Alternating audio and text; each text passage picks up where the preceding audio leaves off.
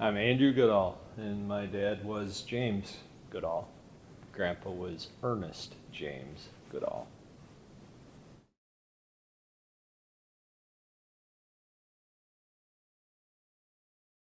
The first sawmill, actually, I think there was three over the history of this farm, because I think there was a normal sawmill, and then there was a bell saw, which bell saw, the mandrel runs under the carriage, so they actually have a little less capacity, but they're easier to run,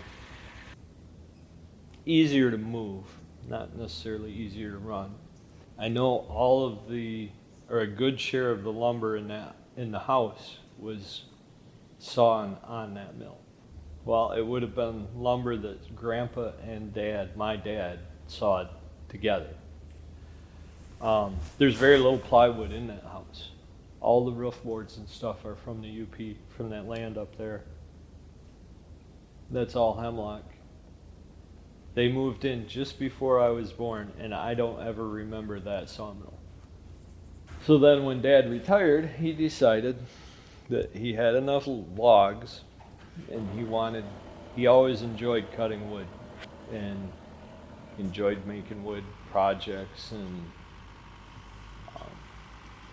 he decided when he retired that he wanted to buy one of those mills himself. So he bought a Wood-Mizer LT30. That would have been in 97 or 98. And keep in mind, the first mills would have been circular. The big round blades. A Wood-Mizer is a bandsaw. They're a small, well, they started out as a very small homeowner mill. I can remember thinking this was kind of a rinky-dink thing. It had like a 10 horsepower engine on it. It was all pushed by hand, and I wasn't real impressed. Grandpa thought it was pretty neat. I got to spend some really cool time with my dad.